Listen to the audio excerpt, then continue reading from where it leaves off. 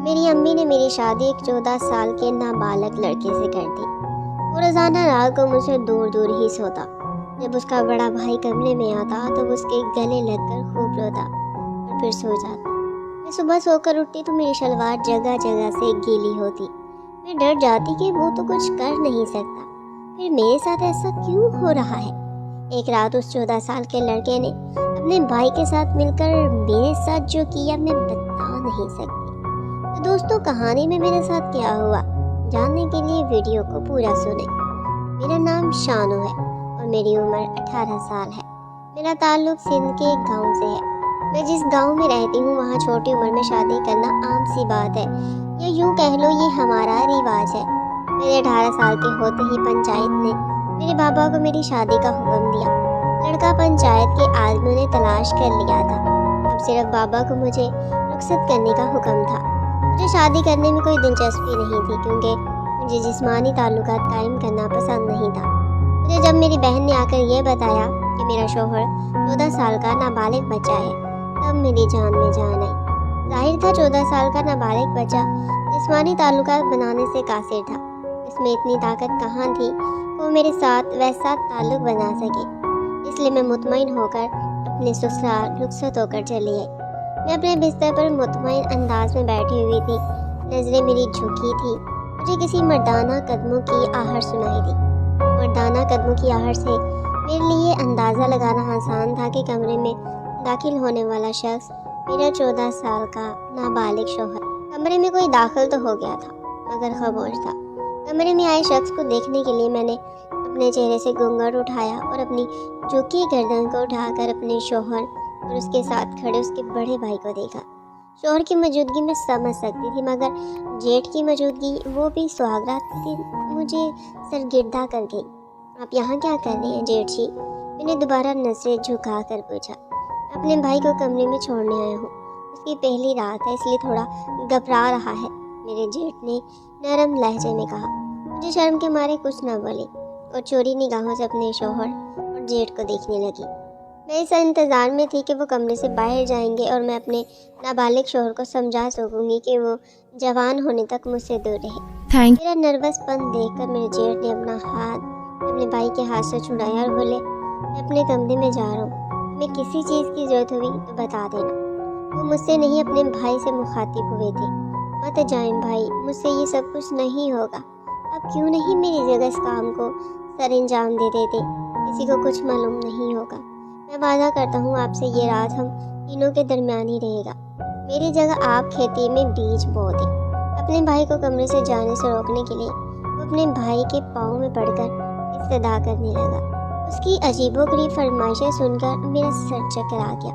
मैं बिस्तर से निकलकर इन दोनों के सामने होकर अपने जेठ को सवालिया निगाहों से देखने लगी, जो बेरबत निगाहों से कभी मुझे तो कभी अपने भाई को देख रहे थे।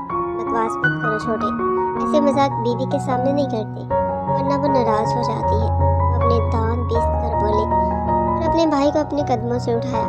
मेरा शौहर अपने भाई के गले से लगकर रो पड़ा।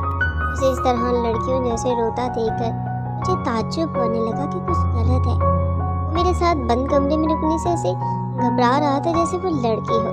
और आज पहली बार किसी मर्द के पास रुक रही हूँ। मेरे जेठ अपने भाई को रोता हुआ छोड़कर कमरे से बाहर निकल गए और जाते हुए मुझे गहरी खामोश नज़रों से देखकर मुझे मज़ीद सरगिर्दा कर गई। मेरा शौहर अपनी शेरवानी उतार रहा था। मैं खौफजदा हुई और झटकर उसके सामने खड़े होकर उसे नर्म लहजे में समझाने लगी। देखो, हम दोनों की उम्र में 5 साल का फ़र्क है। इतना फ़र्क कोई ख़ास नहीं समझा जाता, मगर तुम भी नाबालिग हो। तुम्हारे ज़ाती जिस्मानी पार्ट अभी बड़े नहीं हुए हैं, इसीलिए वो मेरी नदी की गहराई तक नहीं पहुंच सकेंगे। तो मेरी बात समझ रहे हो ना? मैं कुछ नहीं समझता, सिर्फ अपने बाबा का हुक्म याद रखता हूँ। उनका हुक्म है कि मैं उन्हें एक ही माँ के अंदर दादा जान बनने की खुशखबरी सुनाऊँ। वो कैसे होगा मैं ये नहीं जानता, मगर ऐसा हर हाल में होकर रहेगा। उसने खोए खोए सहमे अंदाज में कहा और सोफे पर जाकर लेट गया। उसकी बातों का मैं मतलब समझ रही थी, मगर वो कहना क्या चाह रहा था? मुझसे बच्चा होगा, मगर कैसे? वो तो इस काबिल था नहीं। मैं कपड़े तब्दील करके सो गई। सुबह नींद पूरी करके उठी और वाशरूम ताज़ा होने गई। अपनी शलवार को गीला देखकर मुझे ताज्जुब होने लगा। मेरे और मेरे शौहर के दरमियान कुछ नहीं हुआ था, इसकी वजह से मेरी ये हालत, फिर ये कैसे मेरे कपड़े ख़राब हो गए। ये बात मुझे परेशान करने लगी। Thank you. ये बात मैं नोट कर रही थी कि मेरे शौहर का उसके भाई के साथ काफ़ी दोस्ताना था। दोनों में उम्र का फ़र्क था मगर नज़दीकियाँ ज़्यादा थी। शादी के अगले दिन मैं अपनी सास के साथ ही मसरूफ़ रही। खाला जेठ जी की बीवी कहीं दिखाई नहीं दे रही। मुझे भाभी की कमी महसूस हुई तो मैंने अपनी सास से पूछा, बांझ होने पर तुम्हारे ससुर ने उसे घर से निकाल दिया है। शादी के 3 माह गुजर गए हैं मगर अभी तक वो औलाद ना दे सकी हमको।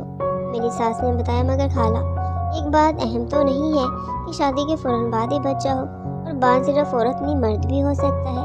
ये बात मैंने एक डॉक्टर को कहते हुए सुना था।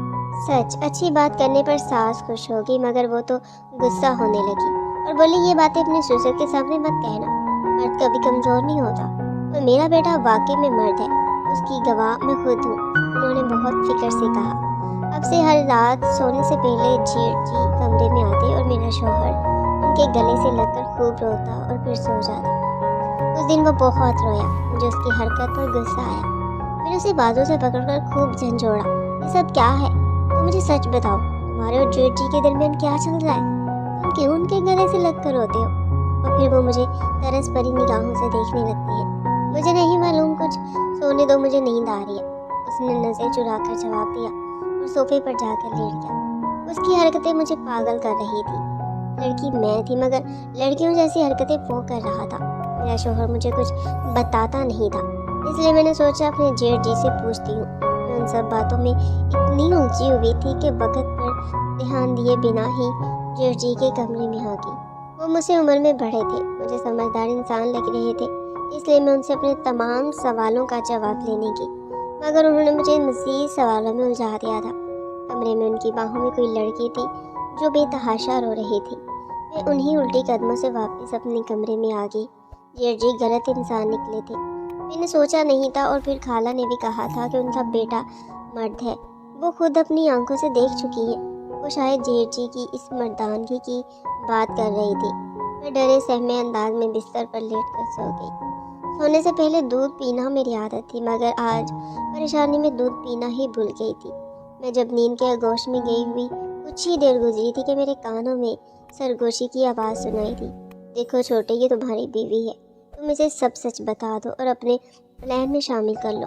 मैं हर दिन तुम्हें पहाड़ पर चढ़ना नहीं सिखा सकता, मुझे शर्म महसूस होती है ये सब कुछ तुम्हें सिखाते हुए। तुम्हारी उम्र ये सब करने की नहीं है, मगर भाई अगर मैंने बच्चा पैदा न किया तो अब्बा मुझे और शानों को लंदन जाने की इजाज़त नहीं देंगे। आप जानते हैं ना, उनकी शर्त थी कि मैं पहले शादी करूँगा, फिर बच्चा पैदा करूँगा, फिर वो मुझे लंदन जाने की इजाज़त देंगे। इसी वजह से तो मैं शादी की है। आप भी तो भाभी से खुशखबरी नहीं दे सके उन्हें, इसी वजह से वो अपने सारे अरमान मुझसे पूरा करना चाह रही है, और शानू भी मेरे करीब नहीं आना चाहती।